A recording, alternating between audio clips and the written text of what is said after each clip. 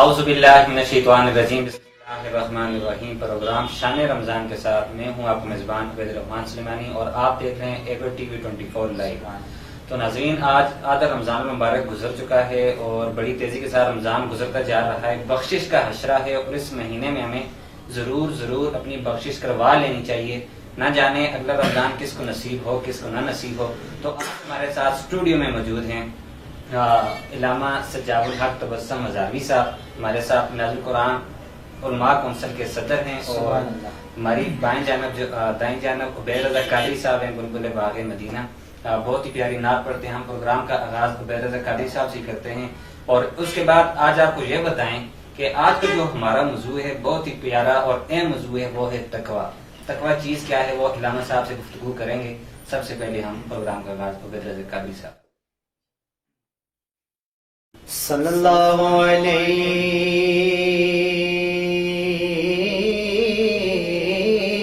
या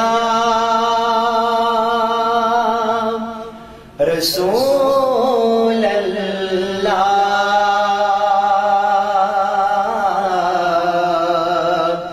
वसल्लम अलैका या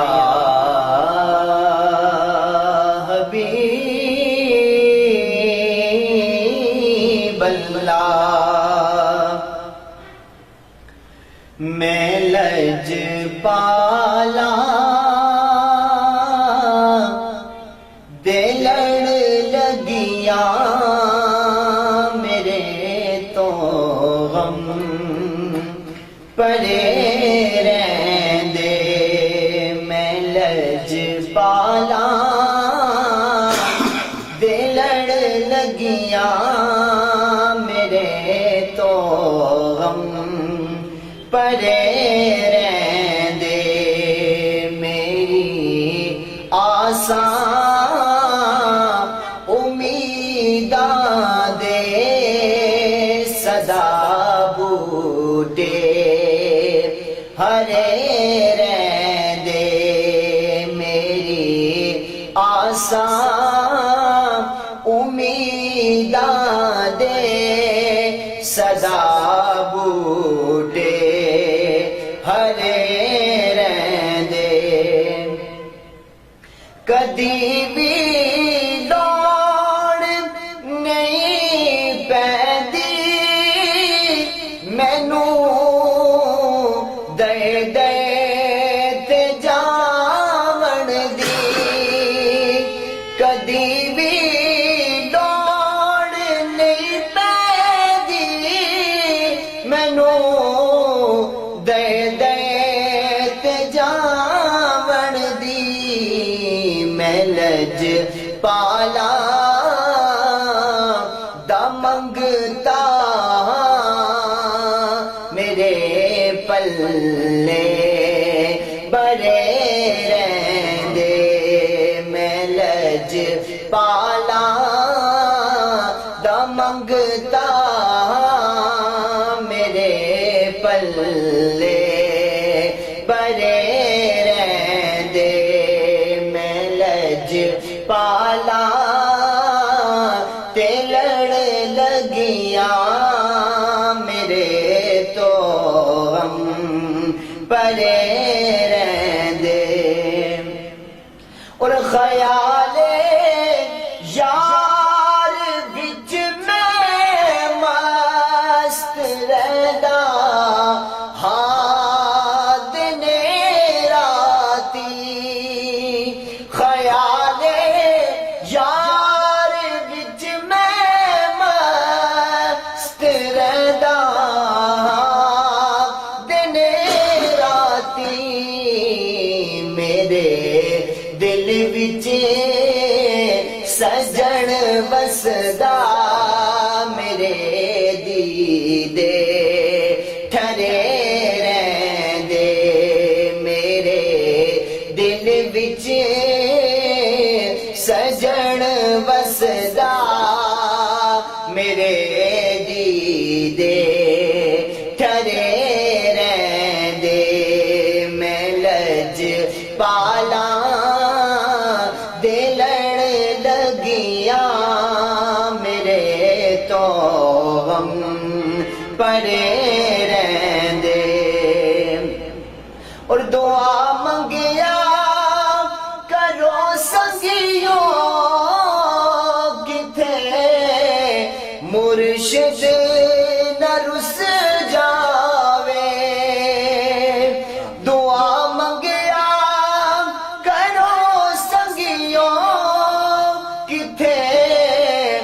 مرشد نہ رس جاوے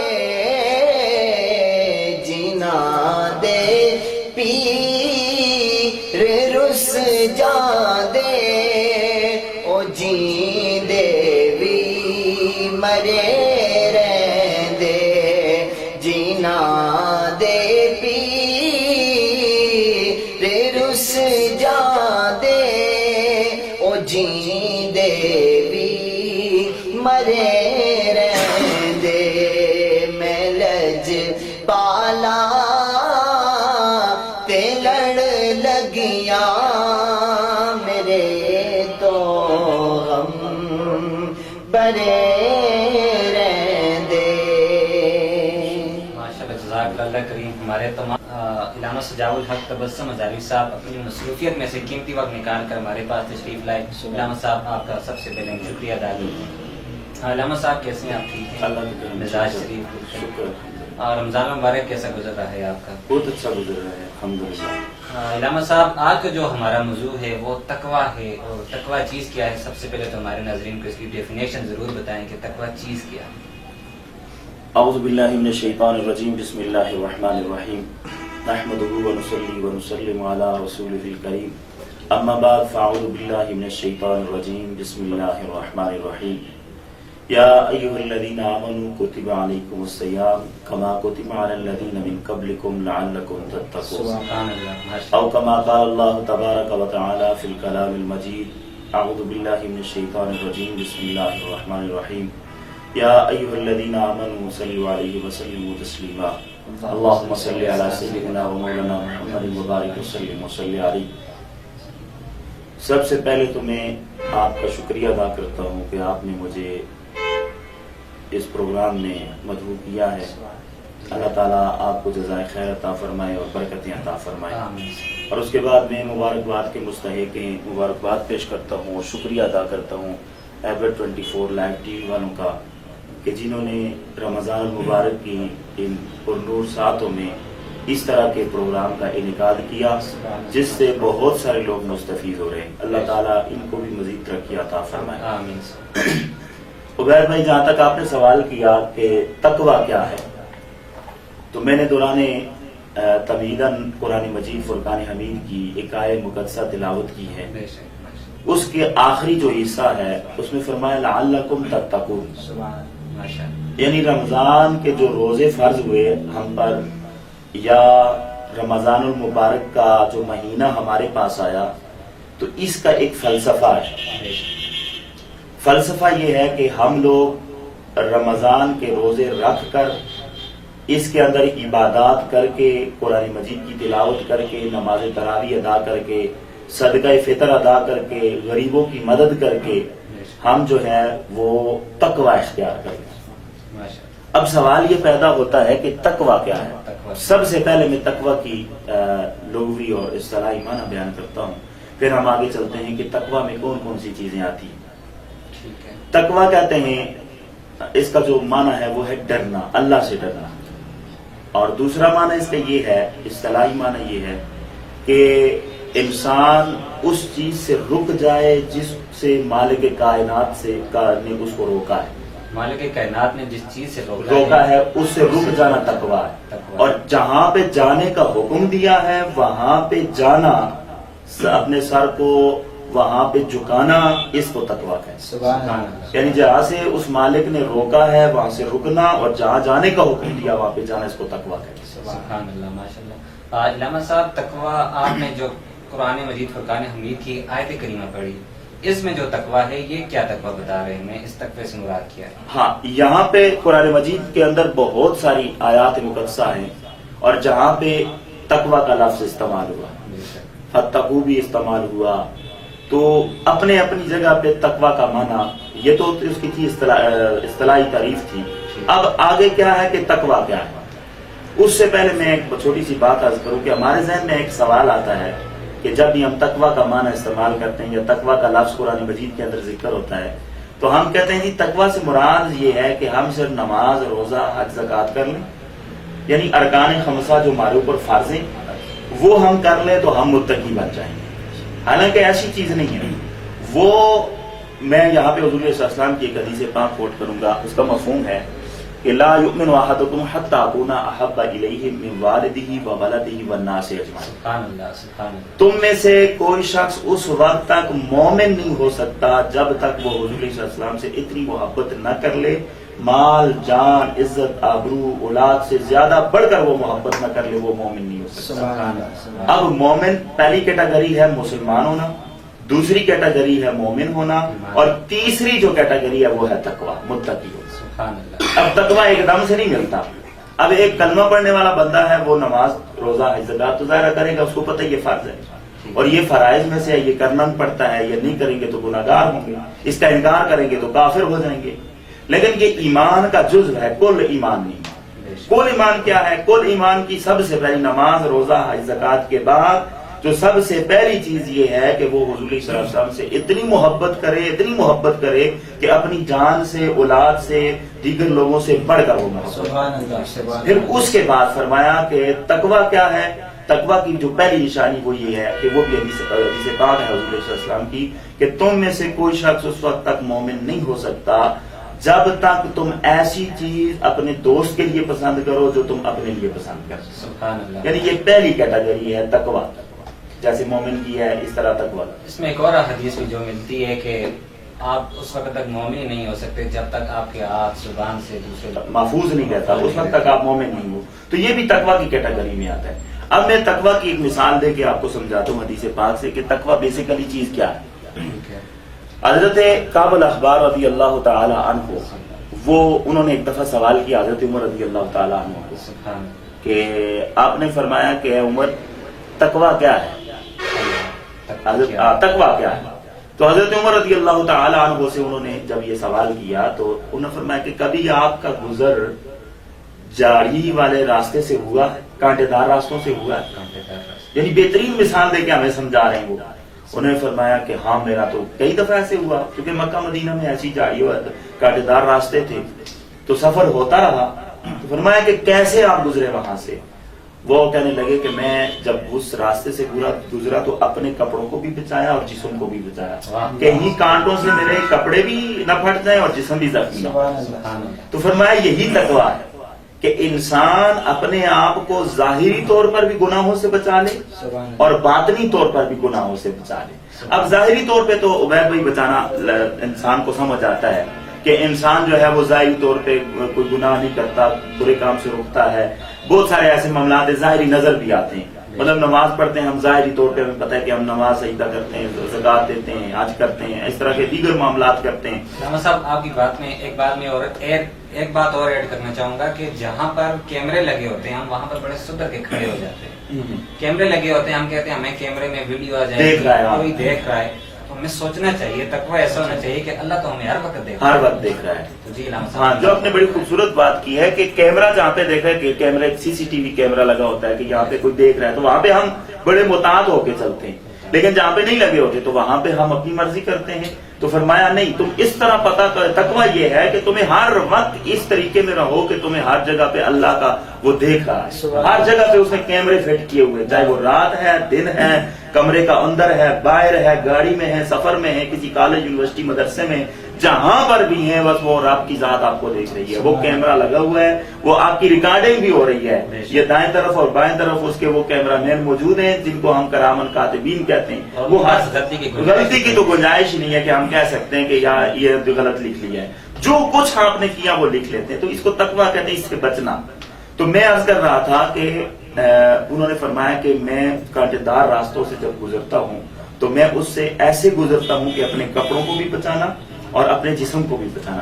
اچھا یہ ہے کہ بظاہر کپڑوں کو، یعنی کپڑوں سے مراد ہم اپنے ظاہر کو تو ٹھیک کر سکتے ہیں، اب اندر کو کیسے ٹھیک کریں گے، جسم کو کیسے ٹھیک کریں گے، یعنی روح کو کیسے ٹھیک کریں گے.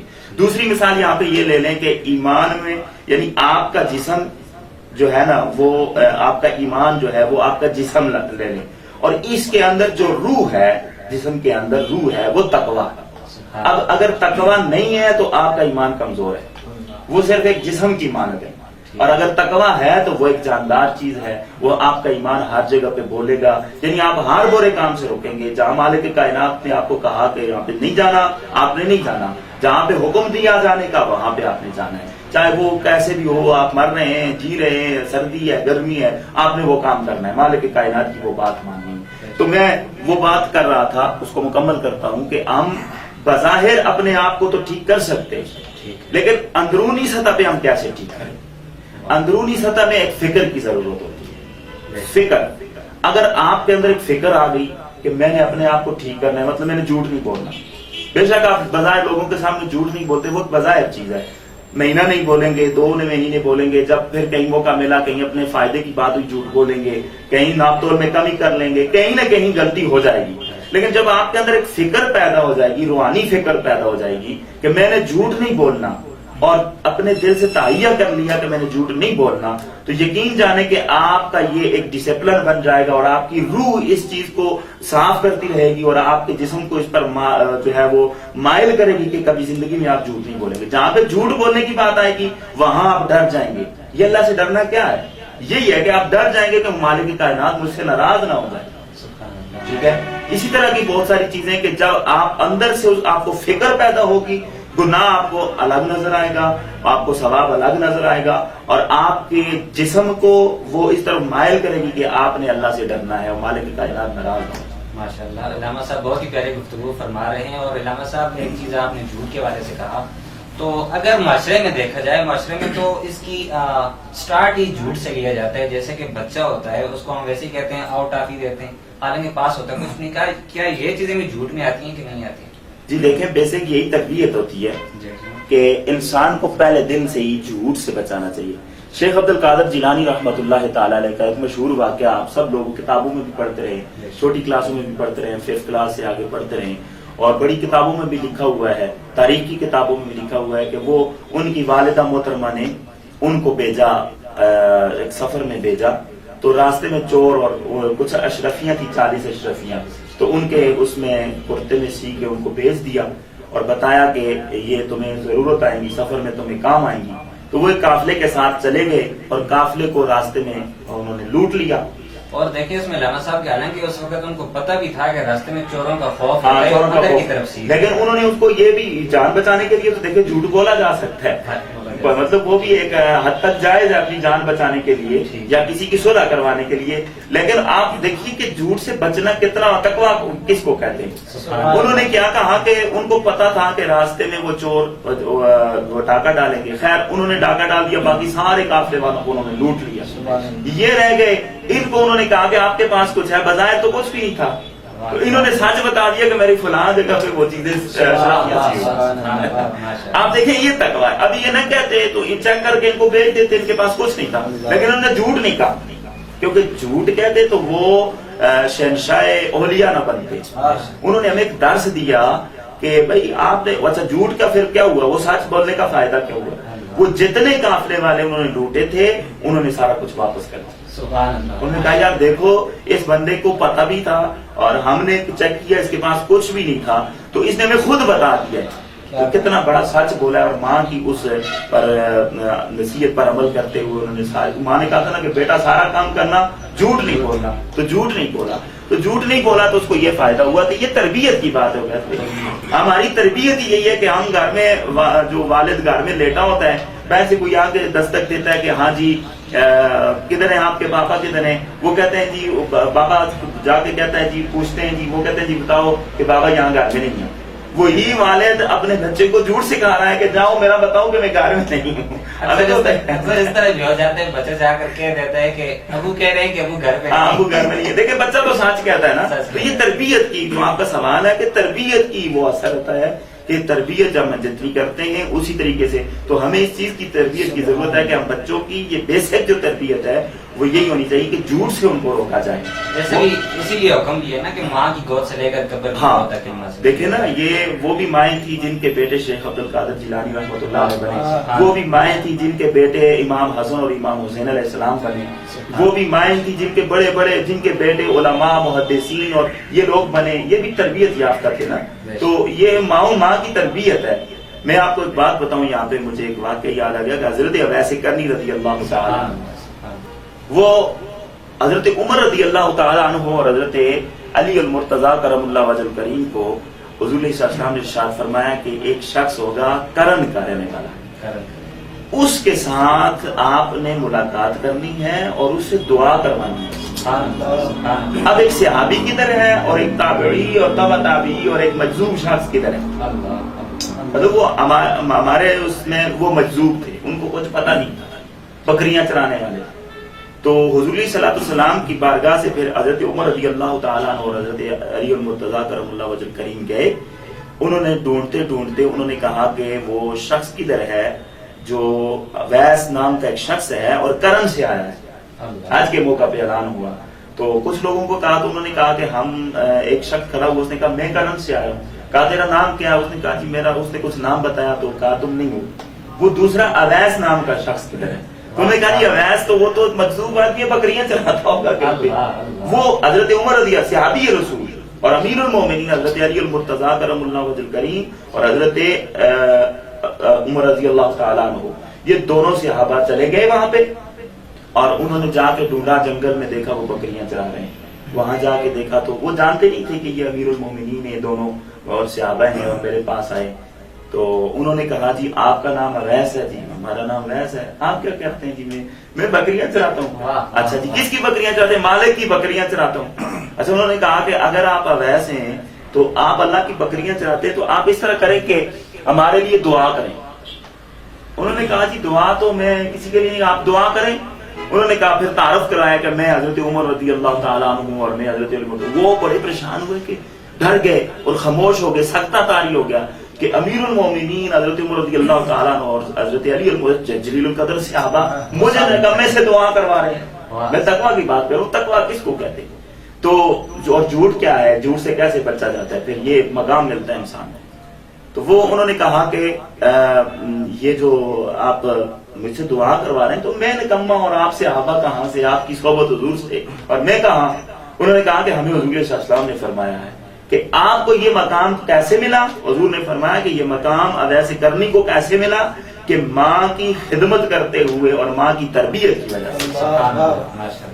جب انسان ماں جو اس کو صحیح تربیت کرتی ہے اور یہ چھوٹی چھوٹی باتوں سے اس کو روکتی ہے تو وہ ایک عظیم شخص بنتا ہے اور پھر وہ اللہ کا قریب تر ہو جاتا ہے۔ یہی تقویٰ ہے، وہ ماں کے لیے بھی تقویٰ ہے، بیٹے کے لیے بھی تقویٰ ہے۔ ہم صرف نام کے مسلمان رہ گئے، ایمان تک بھی بہت مشکل سے لوگ پہنچے، تو تقویٰ تک تو خیر بہت مشکل ہے کیونکہ ہماری تربیت گھر سے ختم ہوگی۔ تو بچوں کے ساتھ اس طرح جھوٹ نہیں بولنا چاہیے، کیونکہ اس بارے میں حدیث ارشاد فرما دیں کہ جو بندہ مذاق کے ساتھ جھوٹ بولتے ہیں اس کے بارے میں دیکھیں گناہ کوئی بھی ہے صلی اللہ علیہ وسلم، گناہ کوئی بھی ہے وہ آپ مذاق سے کرتے ہیں یا آپ جھوٹ سے کرتے ہیں یا جیسے بھی کرتے ہیں، بظاہر کرتے ہیں یا چھپ کے کرتے ہیں، گناہ گناہ۔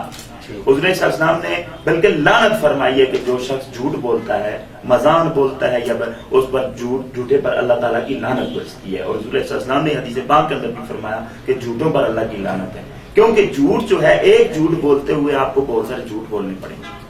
تو جھوٹ بولنے نہیں چاہیے کہ ایک جھوٹ کو چھپانے کے لیے آپ کو مزید اور بھی جھوٹ بولنے پڑ جائیں۔ تو اس لیے علامہ صاحب ہمیں تقویٰ کے حوالے سے گفتگو کر رہے تھے، اور نماز میں تقویٰ کیا چیز ہے؟ دیکھیں نماز میں تقویٰ یہ ہے کہ نماز آپ خشوع اور خضوع کے ساتھ پڑھیں۔ ٹھیک ہے، یہاں میں آپ ایک چھوٹا سا واقعہ آپ کو مثال دے کے سمجھاؤں گا کہ حضرت حسن بصری رضی اللہ تعالیٰ عنہ وہ فرماتے ہیں کہ ان کے چھوٹے بھائی تھے، یہ دونوں ایک پائے کے عالم تھے اور اولیاء میں سے تھے، نماز پڑھا رہے تھے۔ تو اب والدہ کی تربیت دیکھیں، یہاں پر بھی نماز پڑھا رہے تھے تو جو بڑے بھائی تھے وہ چھوٹا ان کے پیچھے نماز نہیں پڑھتا تھا، تھے دونوں اولیاء میں سے، تو تھے بھی پائے کے دونوں ولی اللہ تھے۔ تو بڑا جو ہے وہ نماز نہ پڑھاتا، چھوٹا نماز نہیں پڑھتا۔ اب وہ اکیلی سے نماز پڑھتا، لوگ باتیں کرتے ہیں بھائی کے پیچھے بھائی نماز نہیں پڑھتا اور ہم لوگ پڑھ رہے ہیں، ہمارے لیے وہ ولی بنا ہوا ہے، اور یہ ایسی باتیں ہوتی تھی، چمگوئیاں ہوتی تھی۔ انہوں نے جا کے بڑے بھائی نے ماں کو شکایت کی کہ اماں جان یہ تو میرے پیچھے نماز نہیں پڑھتا، ان کو سمجھائیں کہ لوگ باتیں کرتے ہیں۔ انہوں نے کہا جی ماں بھی تو ان کی تھی نا۔ تو انہوں نے پوچھا کہ بیٹا آپ ان کے پیچھے نماز کیوں نہیں پڑھتے ہیں؟ کل سے آپ نے نماز پڑھنی۔ انہوں نے کہا ٹھیک ہے اما جان کل سے میں نماز شروع کر دوں. سبحان پہلی رکعت مکمل کی. دوسری رکعت میں جب ابھی رکوع میں نہیں گئے تھے تو نماز توڑ کے واپس آ گئے. اب ان کو اور غضب آیا کہ یار پہلے پڑھتا ہی نہیں تھا تو وہ تو ٹھیک تھا, ابھی اس نے درمیان سے توڑ کے گیا. اب لوگ اور چمگوئیاں کرتے ہیں کہ یار دیکھو اس کے پیچھے نماز نہیں ہو رہی ہے, ابھی نماز توڑ, کوئی مسئلہ ہوگا. وہ دوڑتے ہوئے نماز مکمل ہوئی, ماما اپنی ماں کے پاس گئے اور جا کے بڑے غصے سے کہا کہ اماں جان دیکھیں آج پہلے نماز نہیں پڑھتا تھا چلے ٹھیک تھا, آج اس نے نماز آدھی توڑ کے آ گیا, وجہ کیا؟ انہوں نے بلا لیا. انہوں نے بلا کے کہا کہ بیٹے آپ یہ بتائیں کہ بھائی یہ تمہارا اس کے پیچھے نماز نہیں پڑھتے ہو, اور پہلے تو پڑھتے ہی نہیں تھے, کل میرے ساتھ وعدہ کیا ہے, اور آپ 2 رکعت میں سے آپ پہلی رکعت میں پہنچے, دوسری رکعت ابھی شروع نہیں ہوئی تھی, آپ رکوع میں ابھی گئے نہیں تھے تو آپ توڑ کے آ گئے. لوگوں نے اور باتیں کی ہیں, وجہ کیا ہے؟ وہ کہیں گے اماں جان پہلی رکعت میں یہ اللہ کی طرف اللہ کے ساتھ ان کا تعلق تھا, دوسری رکعت میں یہ طلاق کے مسئلے پہ سوچنا شروع ہو گئے. جب یہ اللہ کے ساتھ جب تک ان کا تعلق تھا اس وقت تک میں نماز پڑھتا رہا کہ اللہ کی نماز ہے. جب ان کا تعلق اللہ سے ٹوٹ کر دنیا کے مسئلے میں چلا گیا, یعنی طلاق کا بھی مسئلہ, فقہ کا مسئلہ, کسی نے مسئلہ پوچھا ہوگا تو اس مسئلے میں چلے گئے, وہ بھی ایک دین کا مسئلہ ہے, تو دنیا کے ساتھ ان کا تعلق ہو گیا تو پھر میں نماز توڑ کے آ گیا. انہوں نے کہا کہ چلیں بیٹا بات یہ ہے کہ یہ تو دنیا کی پہلی رکعت میں تو اللہ کے ساتھ اس کا تعلق تھا, ماں نے فیصلہ کرنا تھا نا, تو دنیا کے ساتھ اس کا تعلق تھا, دوسری رکعت میں دنیا کے ساتھ ہو گیا اس کا تعلق, پہلی رکعت میں اللہ کے ساتھ تھا, تو تیری نماز بھی تو نہیں ہوئی, تو پہلی رکعت میں اس کے دل پہ وہ کرتا رہا تو اللہ کے ساتھ تیرا رجوع رہا, اور دوسری رکعت میں تو بھی سوچ تو اس کے دل میں تھی, وہ بھی دنیا ہے, تو لہذا تمہاری دونوں کی نماز نہیں ہوئی, دونوں نماز کو دوبارہ. تو عبید بھائی یہ بات ہے کہ نماز یہ ہے کہ نماز وہ ہے, وہ تقویٰ ہے جس کے ساتھ اللہ کا تعلق ہو.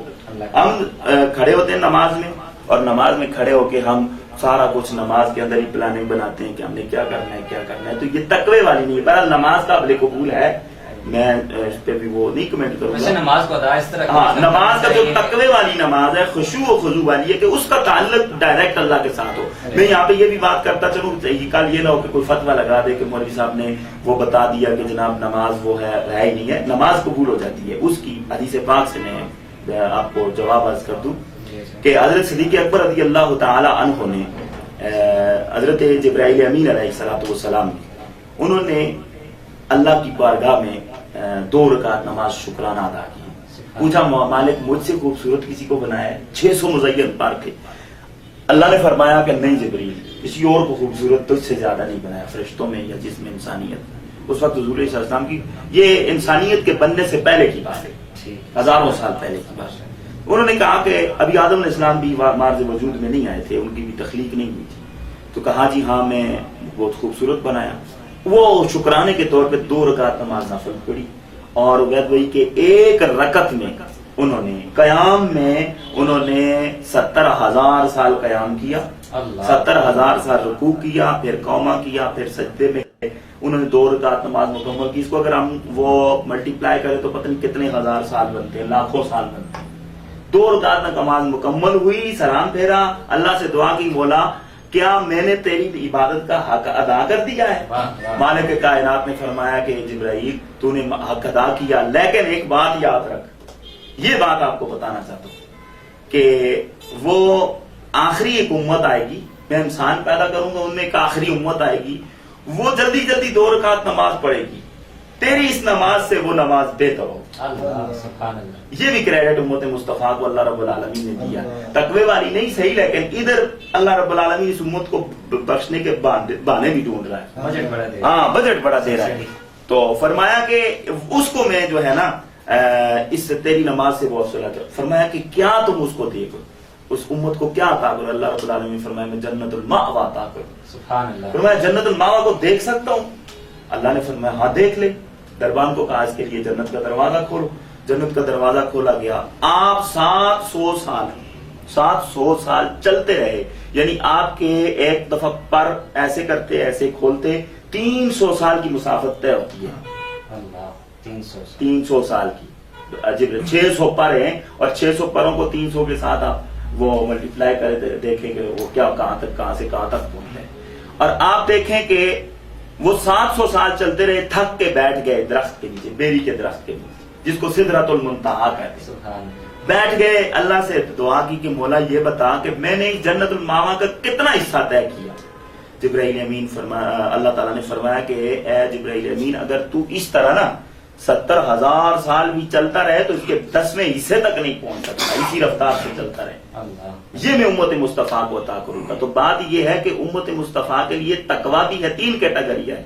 یہ تک میں یہ 3 حشرے بھی اسی لیے دیے نا, رحمت کا, مغفرت کا اور جہنم سے آزادی کا. یہ 3 حشرے بھی دیے کہ 3 کیٹیگری کے لوگ ہیں, ایک مسلمان ہیں, ایک مومن ہیں, ایک متقی ہیں.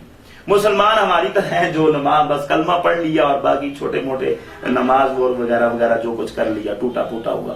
مومن وہ ہیں جو تھوڑے سے اس سے زیادہ ہیں جو وہ رکھتے ہیں, اور تقویٰ والے جو ہیں جو بالکل جن کا تعلق اللہ کے ساتھ ہو لگا ہوئے. تو فرمایا پہلے جو ہے ان کو تو وہ لوگ کیٹیگری کے لوگ ہیں جو میں اپنی رحمت کے صدقے ان کو بخش دوں. دوسرے جو ہیں وہ اپنے اعمال کی وجہ سے چھوٹے موٹے اعمال ہوں گے ان کو اس وقت بخش دوں گا. اور تیسرے وہ ہوں گے کہ جنہوں نے یہ سارا کچھ کیا ہوگا میں ان کو بھی اپنی رحمت اور مغفرت کے صدقے ان کو جہنم سے آزادی دے دوں. سبحان اللہ, ماشاءاللہ. اور علامہ صاحب نماز کے ایک تقویٰ آڈینس کی نظر کرتے ہیں کہ ایک تقویٰ یہ بھی ہے کہ کم از کم آج ہم مثال اس کی میں دنیاوی لحاظ سے بھی دینا ضرور چاہوں گا کہ کوئی نائی ہوتا ہے, حجام ہوتے ہیں, ہیئر ڈریسر ہوتا ہے, اس کے پاس ہم بیٹھے ہوتے ہیں, ہلتے نہیں ہیں کہ ہمیں کوئی کٹ نہ لگ جائے.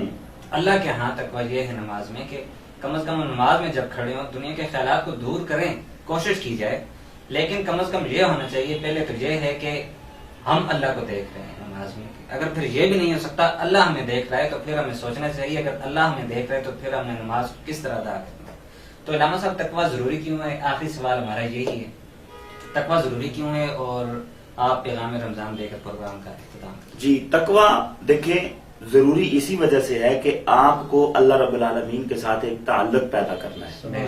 وہ مالک کائنات سے ایک تعلق, وہ چونکہ آپ سے محبت کرتا ہے نا, تو وہ جب آپ سے محبت کرتا ہے, یہ دیکھیں دنیا کی ایک مثال ہے کہ 2 بندے جب آپس میں محبت کرتے ہیں تو ایک طرف سے اگر محبت کا انداز ہو اظہار اور دوسری طرف سے نہ ہو تو پھر وہ محبت قائم نہیں رہتی, وہ پھر کہیں جا کے دشمنی میں بدل جاتی ہے اور پھر وہ ختم ہو سکتی ہے. تو یہاں پر بھی یہی ہے کہ جب وہ مالک کائنات آپ سے محبت کرتا ہے, آپ کو اتنے پیکج دے رہا ہے, تو جب آپ اس کی طرف رجوع اللہ نہیں کرتے, رجوع القرآن نہیں کرتے, رجوع الرسول نہیں کرتے, وہ راستے بھی آپ کو بتا رہے ہیں, قرآن کا راستہ, رسول صلی اللہ علیہ وسلم کا راستہ اور بہت سارے راستے وہ آپ کو سنت کا راستہ بتا رہا ہے, تو اگر اس راستے سے جب آپ اس کے ساتھ تعلق قائم نہیں کرتے تو پھر وہ مالک کائنات جو ہے وہ قہار بھی ہے, جبار بھی ہے.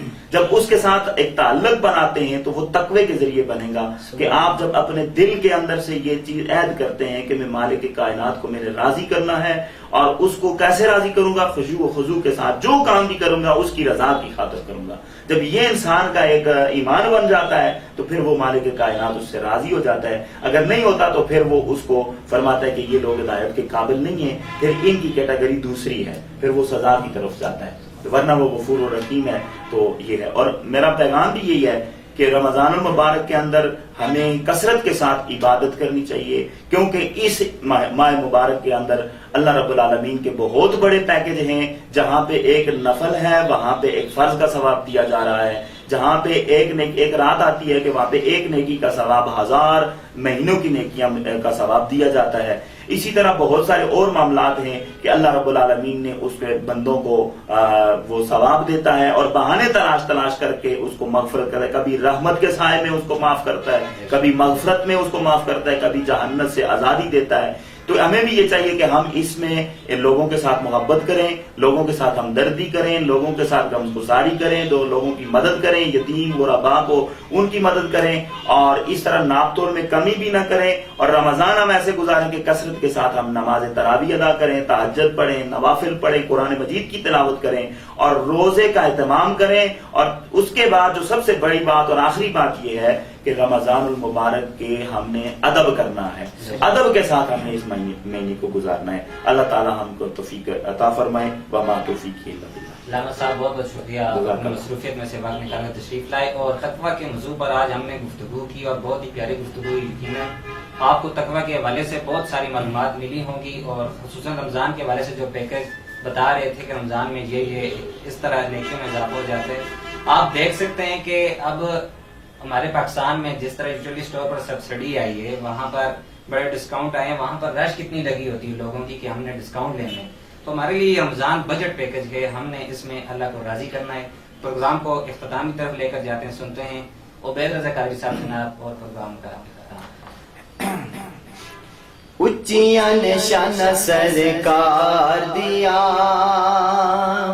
اچیاں نشان سرکار دیا، سونے من موڑے من ٹھار دیا، سارے نبی نے میرے نبی تو تھلے تھلے میرے نبی دیا شانہ بلے بلے، میرے نبی دیا شانہ بلے بلے۔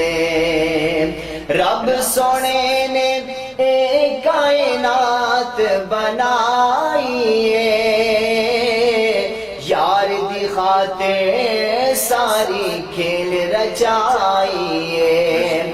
رب سونے نے ایک کائنات بنائی ہے، یار دی خاطر ساری کھیل رچائی ہے۔